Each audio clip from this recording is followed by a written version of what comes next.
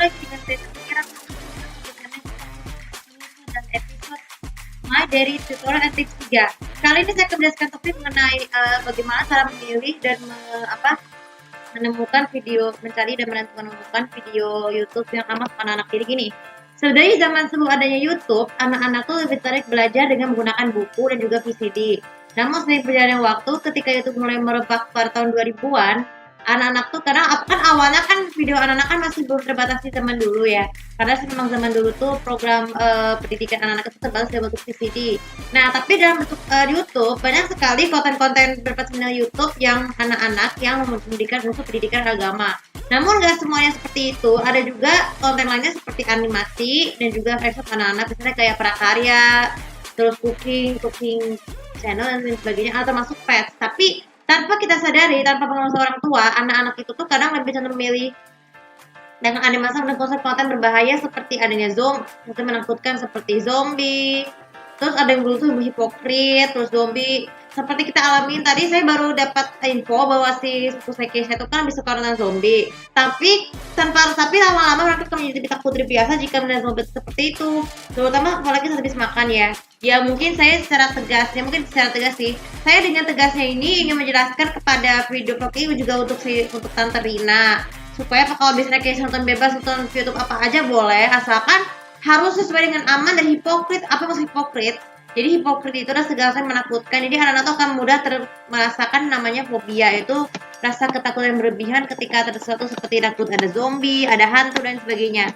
Yang ini akibat pengaruhnya adalah akibat dari tayangan tadi.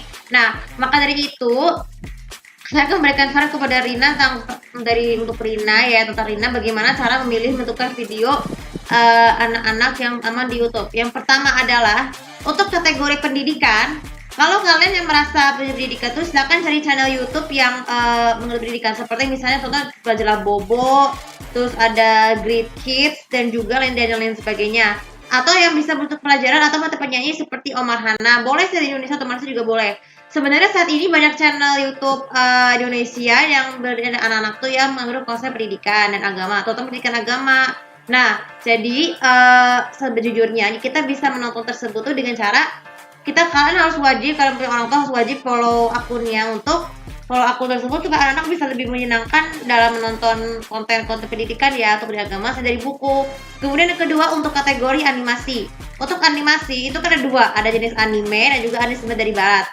Nah kalau anime dari barat itu mungkin channel YouTube-nya sudah lebih banyak populer, seperti misalnya Treehouse Direct, terus Nickelodeon, Cartoon Network Asia. Pilih kalian genre dan sebagainya. Jadi kalian juga wajib itu, kalau kalian tertarik meminatnya, silakan kalian follow akunnya. Asalkan konten tersebut, ini kenapa tujuannya supaya menghindari anak-anak dari ketinggalan biasa nonton TV kan, karena dikhawatirkan ada yang di skip ya karena KPI. Tapi kalau di YouTube itu aman dari KPI karena terbilang cukup aman, karena jadi bisa menyajikan berkualitas. Jadi follow akunnya tersebut. Kemudian yang ketiga untuk kategori animasi anime luar negeri atau Jepang. Sebenarnya banyak channelnya yang menyediakan animasi konten anime Jepang. Kalau kalian masih kecil, jika tertarik pada anime, silahkan kalian pilih. Dan kemudian yang keempat, untuk kategori video pembelajaran dari bukan dari live action, jadi kalian bisa follow-nya seperti Jalan Sesama, misalnya Sesama atau Same Street atau High Five. Itu salah satu contoh channel YouTube yang mengandung konsep pendidikan live action. Kalian harus wajib follow sosial medianya supaya ini guys, follow sosial media channel YouTube aku, subscribe channel YouTube-nya supaya memberikan pengetahuan bagi anak-anak. Dan yang terakhir dan paling penting sekali adalah cara memilihnya.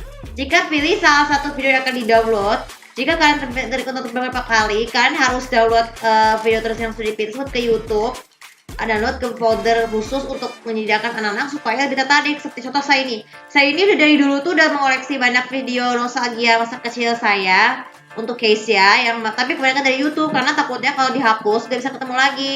Jadi pergunakanlah itu secepat mungkin supaya anak-anak bisa tertarik. Bisa kalau misalkan dalam kondisi situasi misalnya internet mati, bosan, ataupun HP-nya kita, misalnya kan anak-anak tuh suka bikin HP orang tuanya tuh nggak dipakai. Jadi untuk melatih juga untuk melatih kesabaran dan menghargai, menunjukkan rasa hormat kepada orang tua untuk tidak boleh terlalu sering meminjam barang pada orang lain, harus dikembalikan. Karena itu kan punya hak orang tua juga, hak anak dan milik anak. Nah itu aja video kali ini, semoga bisa bermanfaat. kalau kalian yang masih punya adik ataupun sepupu ataupun anak yang lebih kecil, lebih tua dari kalian, gunakanlah video, carilah video YouTube yang untuk anak-anak asal tidak mengandung unsur hipokrit yang berbahaya ya. Karena jika tidak dibiarkan akan mengakibatkan rasa hyperfobia dan terlebih lagi bisa mengurangi manajemen waktu anak-anak untuk belajar. Dan jangan lupa sebenarnya follow sosial media aku, komen di di sini untuk lebih tahu bagaimana cara untuk mencari dan menemukan video YouTube yang aman untuk anak-anak.